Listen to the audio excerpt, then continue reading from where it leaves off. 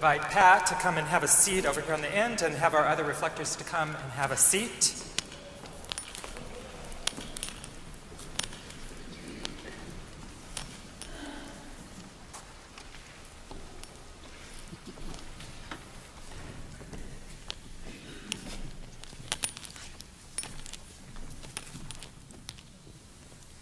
As we think about these 20 years, we have an opportunity to reflect not just on Pat's leadership, which of course has an effect on, I think, almost everything that goes on in this church, but also where the church has come in these years as well.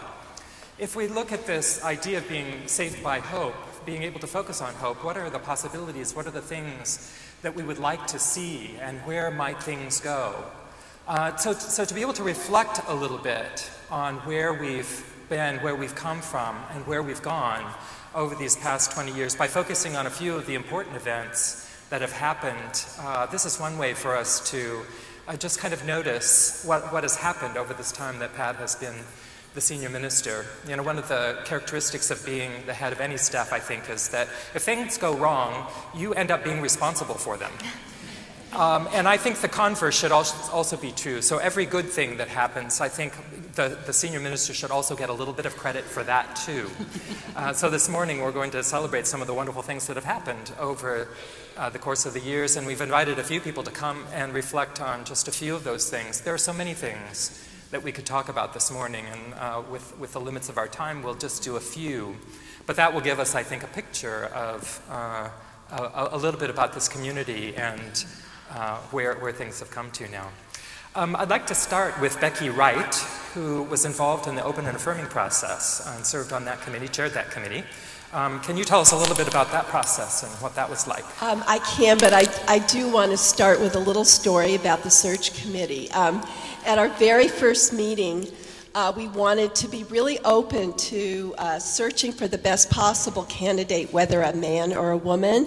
And I don't know if you remember, but at that time on Saturday Night Live, there was an androgynous character named Pat. And no one could tell if Pat was a he or a she. So at the very first meeting of the search committee, we said, we are searching for Pat.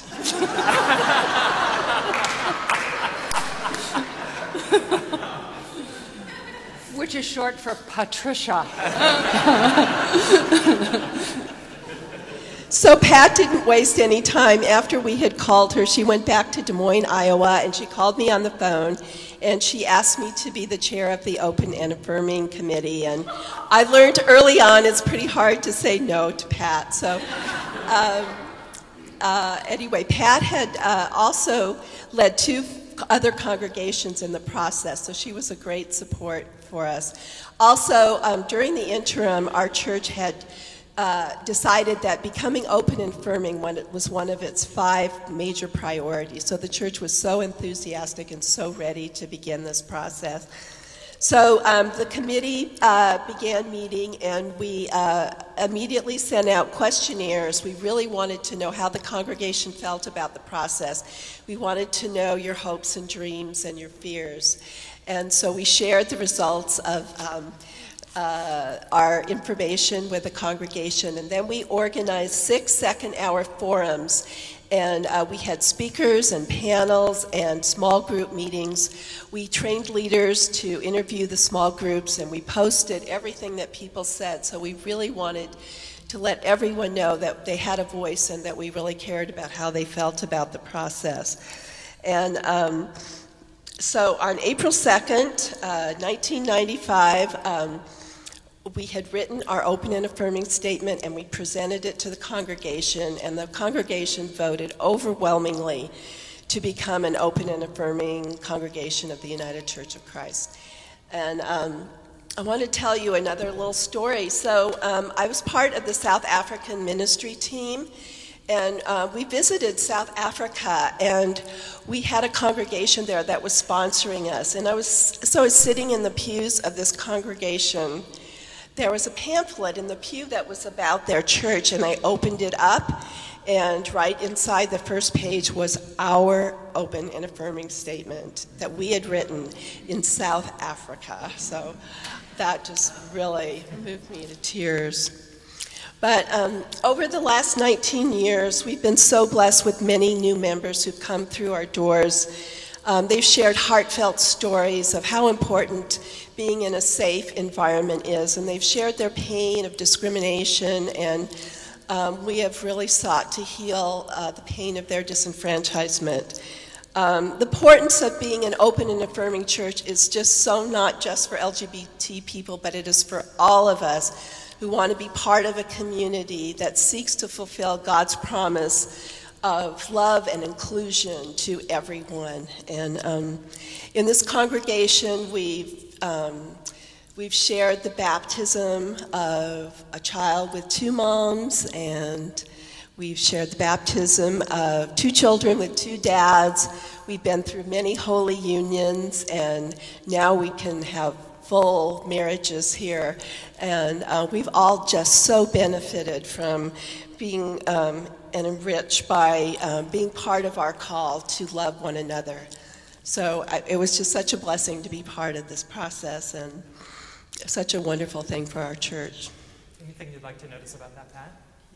I've got a mic. So Patty is on the panel, and I think that when Brianna was baptized, Patty, on the first Sunday in Advent, I can't remember the year, maybe 1998, and who was here on that Sunday when Brianna was baptized? And do you remember that Bree was born premature and was a teeny thing? She was 2 pounds, 0.7 when she was born. And did you know that? And this congregation prayed for that little girl every week for the first part of her life. And then for us to be able to baptize her with her 2 moms, Mara, who is no longer with us, and Patty, right here. I will never forget that moment. And I thought, this is the moment we become open and affirming. That was the moment. It was so visceral, it was so real, and it was so profound for this congregation, I think, to have that little girl in our lives who's now a grown-up and a freshman at the University of Montana. So from the first to the what is coming ahead of us, and I'm also so glad that Becky's sitting here this morning, because this summer I was able to marry her to Lori in her home, in their home in Mill Valley. And on April 12th, I'm not going to marry you, Rod. I'm going to perform your service with your beloved. So. I began doing same-sex covenant services at Riverside Church in 1984. So here we are 30 years later, and it's legal in California, and we see the fruits of what I think so much strong work, where so many people have worked so hard to get us to this moment. We now experience the fruits in our congregation. Yay.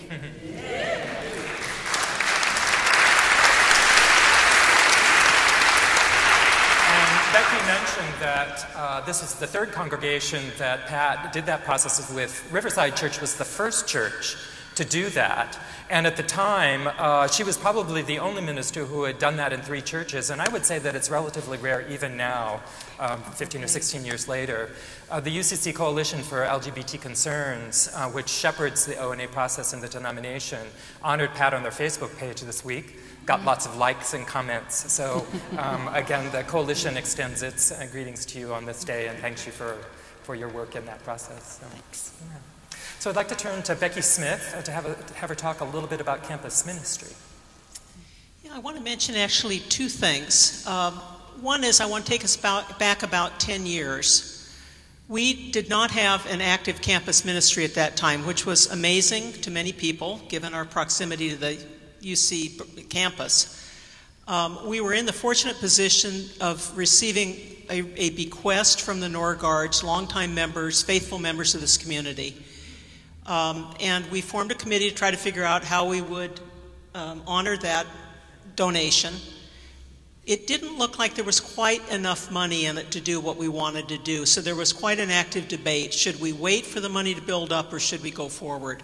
Pat was absolutely clear that you take the leap of faith. This is one of the consistent things with her ministry, I think, is always to take that leap of faith and trust that good will come of it. And we went forward with it. And Shelley's presence here, who was the minister who was called to that ministry, attests to the wisdom of that decision. One other thing I want to mention was the decision to go forward with 2 services. Another thing that had a lot of debate, we were afraid of marring the classic service, as we now call it, by having a service, an early service. And I think the wisdom of that decision was borne out a few minutes ago when the question was asked, how many of you were here 20 years ago?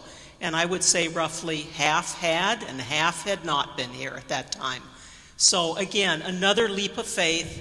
You try new things, you experiment, or as the angels say, fear not. So this has been a wonderful lesson for me in this church. It's one I use in my working life. I use it in my personal life. Has been the power of being positive and going for it, experimenting, trying new things, and trying always to let that gospel voice inform our actions. Well, I was ordained 34 years ago in the Hall of Entrance. How many of you were here 34 years ago for my ordination? I know some of you were. I was a campus minister at that time at San Francisco State University, but I had been a campus minister here and also at the University of Oregon. I knew how hard it was to break into the university, and especially this one.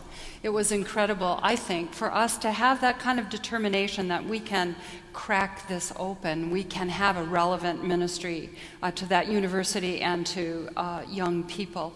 And I give Shelley all the glory for that because she has stayed in it and in it and in it through the years, and we were so lucky, I think, Shell, to have you, and we'll celebrate you in a little bit.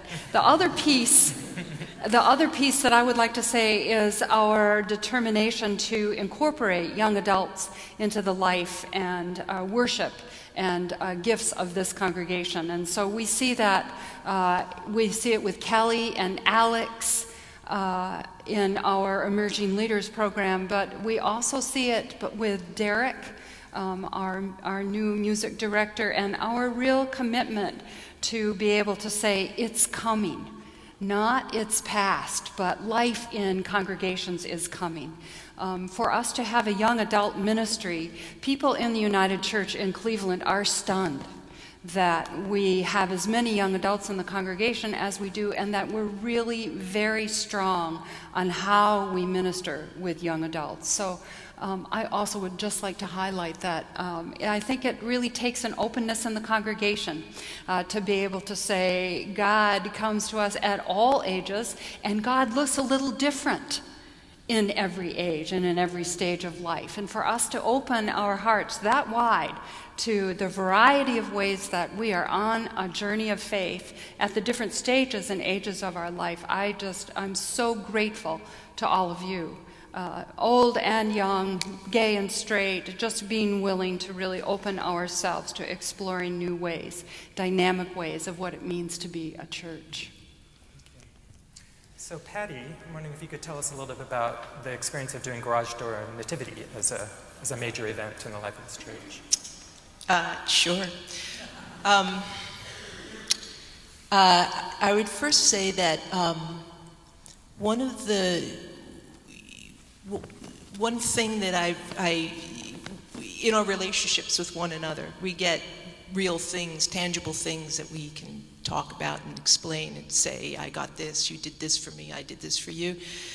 And, when you're saying goodbye, then you feel, oh, I'm not going to have that, or I'm going to miss this. And then after you've said goodbye, you realize that some of the things you thought you might miss are so deeply inside you that they never will go. And also that if they're planted deeply enough, then you can give them. You can give them powerfully and freely in a way that maybe you couldn't before you received that gift. And I have been the recipient of many great big yeses from this church, from this congregation, and from you, Pat. And those things have been so profoundly lodged in me that they emanate, but not because I want to, but just they have to, they ask to. I think that's Christian love. The Garage Door Nativity was a big play that we did here. In 2008, right after Christmas, Adam Blondes, who was the then family minister, and I and our families were having dinner, just recovering from our Christmas revels. And I hate giving up Christmas. And so I mentioned to Adam that I had been, I'd been working on a play, a nativity. And he said, really? And that was the beginning. So then Phil and Adam and I met every week for a very long time in a production meeting, and we put on this play, The Garage Door Nativity. There was probably 30 people in the cast, and then there was a band, and then there was the tech crew, and then there were the builders and the seamstresses and the painters, and there was a huge amount of people working on that play.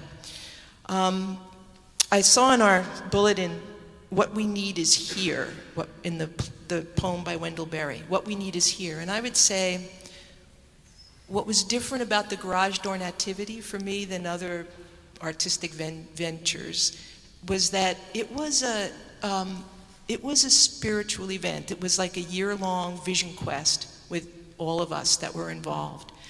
We were in community with one another and maintained excellent community with one another. We were caring and respectful of our ongoing relationships. We practiced radical inclusion. Anyone who wanted to be in it was in it. And that comes from who we were. That was my experience. I was included in this church. That was a radical inclusion. That kept going around. We were ambitious, but not concerned with personal power. We worked together very hard. People were very brave. Some people were in 6th grade, some people were in their 80s. Most people had never done anything like this before. Some people were very fine performers, perhaps in music, but had never danced and then did. So there was a lot of bravery, but I would say more than bravery, there was a lot of trust. That happened because we trusted each other, and that happened because we were in this spiritual community get-together and maintained that practice at a very high level the whole year. So it was big. It was Cecil B. DeMille meets some medieval peasant parade. And we filled all of this space, and it took a whole year to do it, and maybe 6 nights to finish it, to play it, and it was wonderful. And that's all I have to say. Our family at that time, Sam's daughter Jess was pregnant, and our family from Brazil was also visiting, and it was so hard for me not to say yes to being Mary's mother, because Patty had a role for me where I could have been Angela Arnold's mother. That would have been so great. And remember, she was the beautiful Mary. But I'd like to say just a sentence about the arts. And I would like, in this moment, to just say a word of thanks to you, Phil, for the way that you have blessed our life through the arts.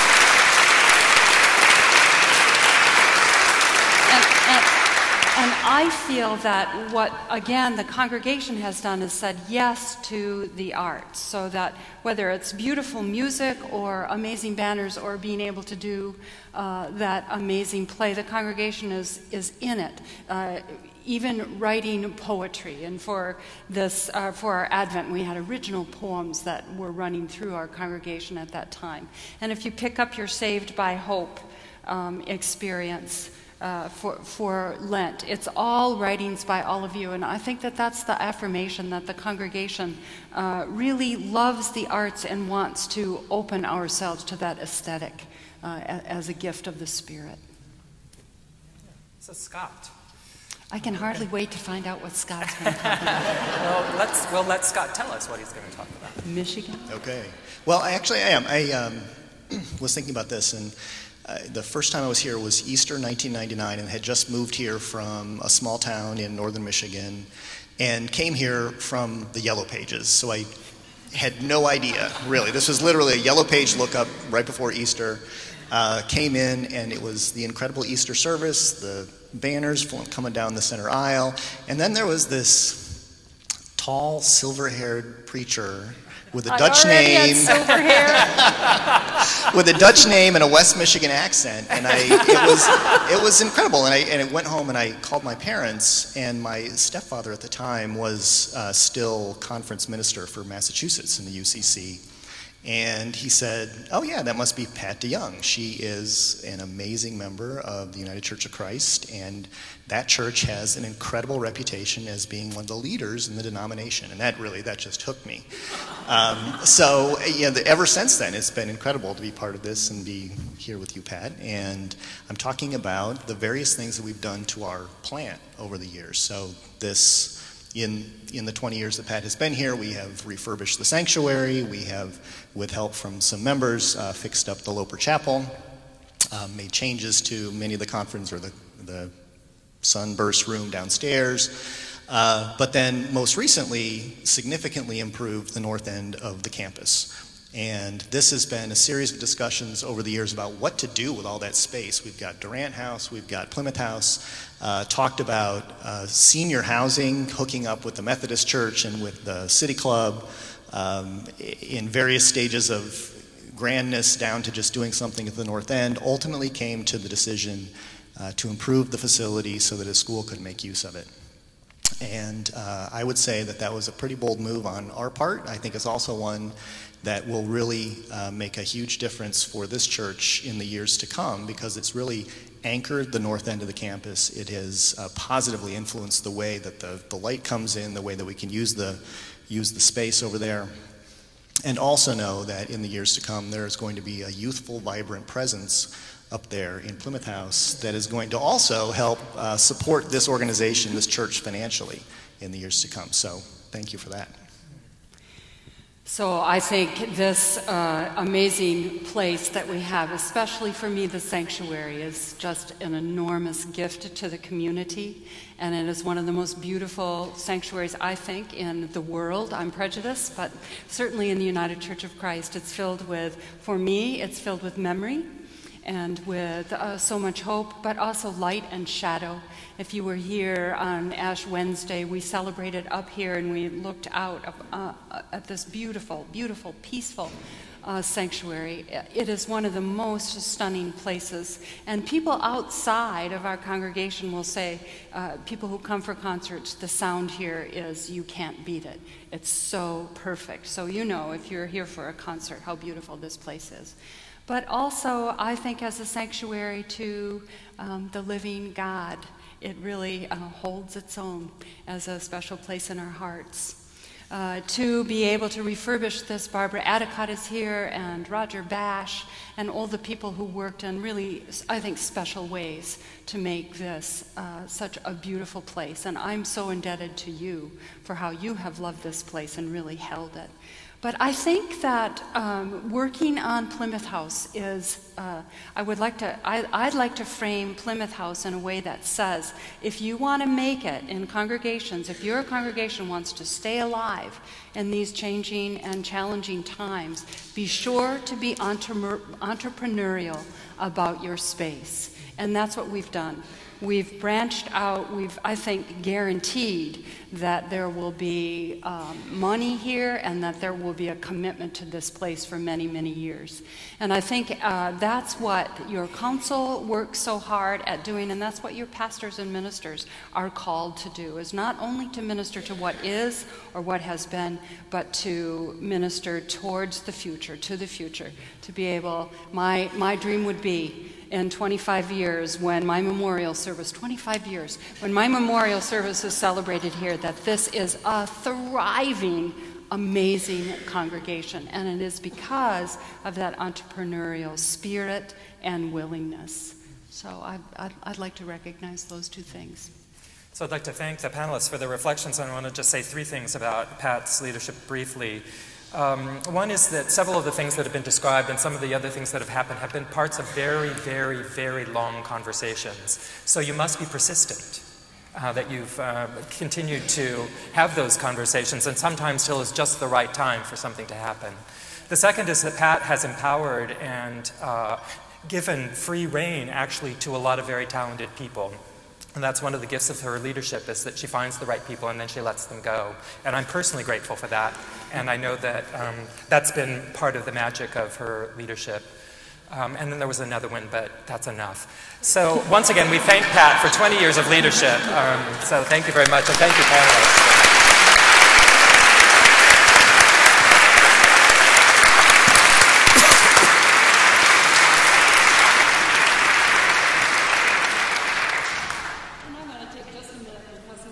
In the congregation, and this morning at the 9 o'clock I spoke a word about my father.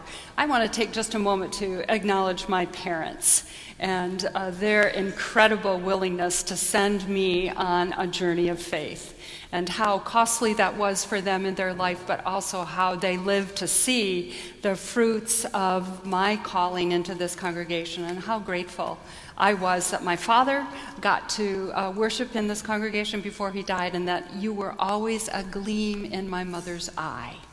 So I want to acknowledge and say thanks to my parents for pushing me along the way into God's arms. Thanks, Mom and Dad.